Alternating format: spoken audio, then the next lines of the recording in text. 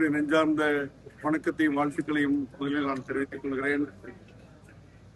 பாரம்பரியமிக்க ஜமால் முகமது கல்லூரியினுடைய 76வது நிறுவன நாள் விழாவிலே சிறப்பு விருந்தினராக பங்கேற்று தான் உரையாற்றிய பெருமை மிகு தருணம் தற்போது நடைபெற்றுக் கொண்டிருக்கிறது. இந்த கல்லூரியிலே முன்னாள் மாணவன் என்ற அடிப்படையிலே பழைய நினைவுகள் எல்லாம் நினைவு கூர்ந்து இன்றைய சூழ்நிலையிலே அந்த நிறுவனர்கள் எந்த நோக்கத்திற்காக இந்த கல்லூரி உருவாக்கினார்களோ அந்த நோக்கம் சற்றும் சிதையாமல் சிறப்பான முறையிலே இந்த கல்லூரி பல்லாயிரக்கணக்கான மாணவர்களோடு நடைபெற்று வருவதை பாராட்டி சீராட்டி இன்றை நிறைவு செய்திருக்கிறோம். அந்த வகையிலே இந்த கல்லூரி சிறுபான்மை சமுதாய மக்கள் மாத்திரமல்ல, ஒடுக்கப்பட்ட மக்கள் அனைவருக்கும் சிறந்ததொரு கல்வியை தரக்கூடிய நிறுவனமாக தென்னகத்து அலிகார் என்று போற்றப்படக்கூடிய அளவிலே மிகச்சிறந்த வளாகமாக திகழ்ந்து கொண்டிருக்கிறது. அது மென்மேலும் வளர்ந்து கல்வி பணியை 100 ஆண்டு காலம் செய்திட வேண்டும் என்ற வாழ்த்துக்களையும் தெரிவித்து கொண்டிருக்கிறோம். கரூர்ல 31 பேருக்கு பணி நியமனம் கொடுத்துருக்காங்க. இது அவங்க சொந்த நிதியிலிருந்து 1 கோடி ரூபாய் கொடுத்துருக்கலாம். இன்னும் டிஎன்பிசிக்காக படிச்சு காத்திருக்காங்க. அவங்க வேலை பறிபோகுதுன்னு சொல்லி முன்னாள் ஜெயக்குமாரா சொல்லியிருக்காங்க. அரசியல்ல இது மாதிரி ஒரு ஆட்சி மாறும்போது விமர்சனங்கள் இயற்கையான ஒண்ணுதான். இது கரூர்ல ஒரு துயர சம்பவத்துல ஒரு 41 உயிர்கள் பணி போயிருக்கு. அந்த குடும்பத்தோட நன்மை கருதி முதலமைச்சர் அவர் முடிவெடுத்திருக்கிறார்கள். அது அரசியல் ரீதியான விமர்சனம் தான் ஒழிஞ்சு அது அது குறித்து கருத்து சொல்லுது. பாஜகவை எதிர்க்கும் திமுகவும் தாவேகாவும் ஒன்னா சேரணும்னு சொல்லி திருமாவளவன் சொல்லியிருக்காரு. கேரளத்துல இப்ப எதிரெதிர் துருவமா இருக்க காங்கிரஸும் கம்யூனிஸ்டும் ஒன்னா இருக்காங்க. இதை சுட்டி காட்டி சொல்லியிருக்காரு. அது விடுதலை சிறுத்தை கட்சியுடைய தலைவர் திருமாவளவன் அவருடைய தமிழகத்தை பொறுத்தவரை தமிழக வெற்றி கழகம் தலைமையிலான ஒரு அணி அமைந்திருக்கிறது. அந்த கூட்டணியில இந்திய முஸ்லிம் லீக்கும் இணைந்திருக்கிறது. தற்போது சிறப்பாக செயல்பட்டுக் கொண்டிருக்கிறோம். இந்த அணி வரக்கூடிய உள்ளாட்சி தேர்தலும் இடைத்தேர்தலும் தொடரும் என்பதை என்னுடைய தலைமை அறிவித்திருக்கிறது. அதன்படி தேர்தல் பணிகள் துவங்க உணவும் 5 சட்டமன்ற தேர்தலில் இடைக்கால தடை விதிச்சிருக்காங்க. தேர்தல் நடத்த நீதிமன்றத்தை உத்தரவு நம்ம விமர்சிக்கிறது என்ன இருக்கு? எதுவும் கொடுத்திருக்கோ அதெல்லாம் மீறி எப்படியா இருந்தாலும் அங்கே ஒரு இடைத்தேர்தல் வரப்பட்டு அங்கே சட்டமன்ற உறுப்பினர் தேர்ந்தெடுக்கப்படுவது அவசியம். சில மாதங்கள் அது தாமதமானாலும் இடைத்தேர்தல் நிச்சயமாக நடத்தப்படும். நிச்சயமாக தமிழக வெற்றி கழகத்தின் தலைமையிலான கூட்டணி அந்த 7 தொகுதியில் வெற்றி பெறும்.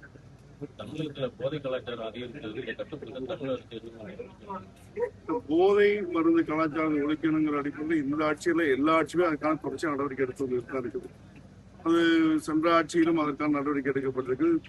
வடநாடுகளிலிருந்தும் பல்வேறு வெளிமாநிலங்களிலிருந்தும் போதைப் பொருட்கள் இங்கே இறக்குமதி செய்யப்படுவதாக தகவல் தொடர்ச்சியாக தரப்பட்டு அதற்கான காவல்துறை அதற்கான நடவடிக்கை எடுத்து வந்து கொண்டிருக்கிறார்கள். தற்போது அமைந்திருக்கக்கூடிய இந்த ஆட்சியும் மாண்புமிகு முதலமைச்சர் ஜோசப் விஜய் அவர்களும் அதற்கான முயற்சியை தீவிரமாக எடுத்துக் கொண்டிருக்கிறார்கள்.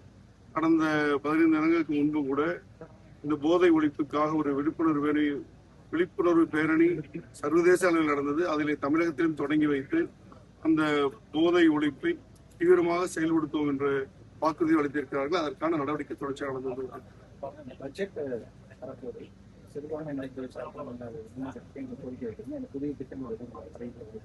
ஆகஸ்ட் முதல் வாரத்துல பட்ஜெட் கூட்டத்தொடர் தொடங்கும் என்று ஆலோசிக்கப்பட்டு வருகிறது. அந்த வகையில கடந்த 15 நாட்களாக ஒவ்வொரு துறை ரீதியாக இருக்கக்கூடிய அமைச்சர்களையும் அதிகாரிகளை அழைத்து மாண்புமிகு முதலமைச்சர் அவர்கள் ஆய்வுக் கூட்டங்கள் நடத்தி வந்து கொண்டிருக்கிறார்கள். அந்த வகையில சில தினங்களுக்கு முன்பு சிறுபான்மை நலத்துறை சார்பில் இந்த ஆய்வுக் கூட்டம் நடைபெற்றது. அந்த ஆய்வுக் கூட்டத்தில் சுமார் 15% இருக்கக்கூடிய சிறுபான்மை மக்கள், குறிப்பாக கிறிஸ்தவ மற்றும் முஸ்லிம் மக்களுடைய நலனை கருத்தில் கொண்டு அவர்களுடைய சமூக பொருளாதார கல்வி மேம்பாட்டினை கருத்தில் கொண்டு பல்வேறு திட்டங்களையும் அவர்களிடத்திலே நாங்கள் கையெழுத்திருக்கிறோம்.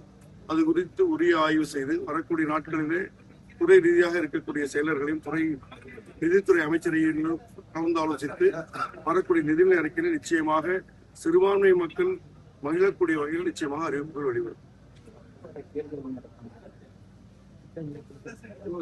எது சொல்றீங்க?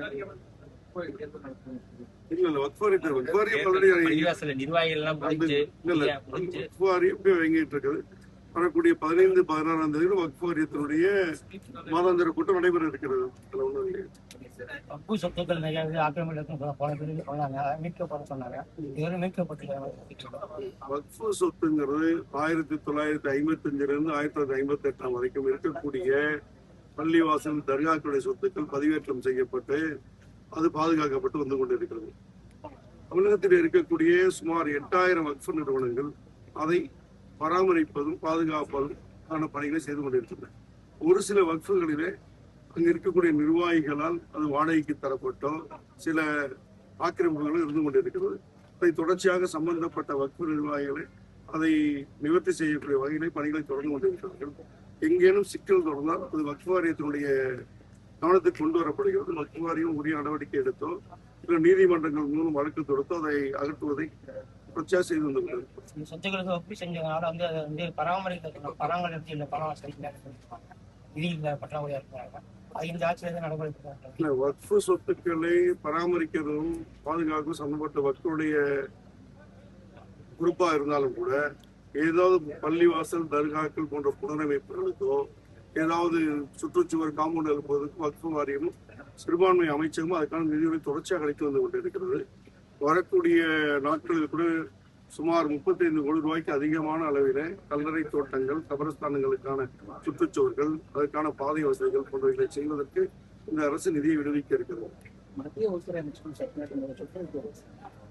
தேசிய பாடலும் வந்தே மாதம் அரசு முயற்சிகள் தேசிய பாடலும் வந்தே மாதத்தை வந்து முதல்ல பாடணும், ஜனதின அதை பாடணும், மாநில பாடலும் 3வது பாடணும் அப்படின்றது கட்டாயப்படுத்தணும் அப்படின்றது அறிவிச்சிருக்காங்க. ஏற்கனவே வந்து அறிவிப்பு தான் இப்போ இன்னைக்கு வந்து அறிவிப்பு வரைக்கும் பார்க்கல. ஏற்கனவே அந்த அறிவிப்பு ஏற்கனவே மத்திய அரசால் சுற்றறிக்கையாக கொடுக்கப்பட்டு இருக்கிறது. இருந்தாலும் மாநில அரசை பொறுத்த வரைக்கும் தமிழ்த்தாய் வாழ்த்தை தான் முதன்மையாக பாடுதல் என்பது உறுதியாக இருக்கிறது. அதுதான் தொடர்ச்சியாக தமிழக அரசு சார்ந்த நிகழ்ச்சிகளை செய்து வந்து கொண்டிருக்கிறது. தமிழகத்தில் பல பள்ளிவாசல் வகுப்புகள் ஒப்படைச்சிருந்தா கூட நிர்வாக தேர்தல்கள் நடத்தாம காலக்கட்டம் பண்ணிட்டு வகுப்பு இதுக்கான நடவடிக்கை எடுக்கல. இது சம்பந்தமாக நடவடிக்கை தமிழகத்தில் 8000க்கும் அதிகமான வகுப்பு நிறுவனங்கள் அதெல்லாம் தேர்ந்தெடுக்கப்பட்ட நிர்வாகிகள் இருந்து கொண்டு சில நூற்றுக்கணக்கான பள்ளிவாசல் அங்க இருக்கக்கூடிய நிர்வாகிகளுக்கிடையே இருக்கக்கூடிய கருத்து வேறுபாடுகளினால் தேர்தல் தள்ளி போக வாய்ப்பு இருக்கிறது.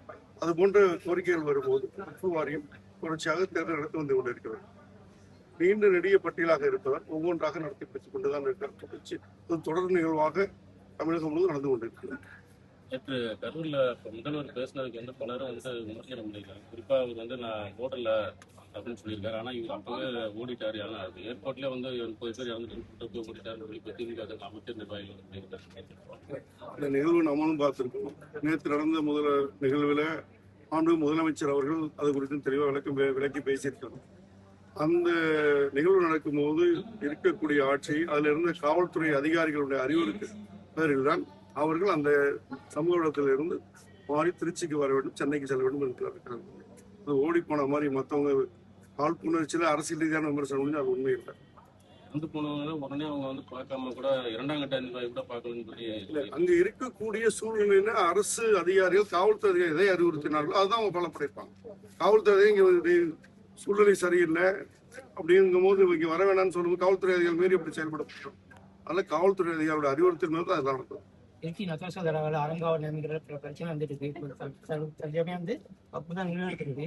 இது சம்பந்தமாக நடவடிக்கை இருக்காது. திருச்சி ரத்தனடிசா தர்கா சம்பந்தமா வழக்குகள் நீதிமன்றத்தில் இருக்குது.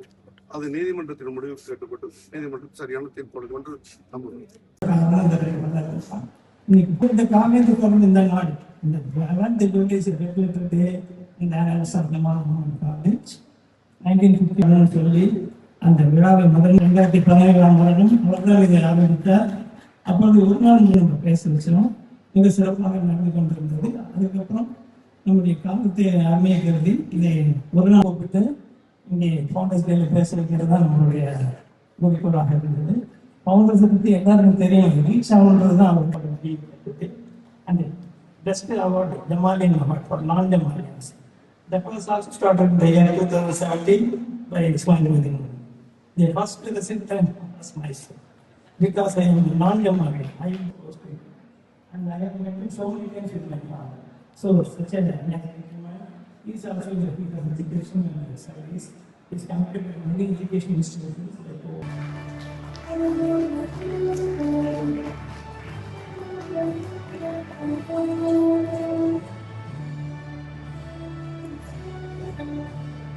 நேரற்ற அன்பை மாநில எல்லாம் அல்ல இறைவனை போற்றி புகழ்வதாக என்னுடைய இந்த ஏற்புரையை ஆரம்பம் செய்கின்றேன்.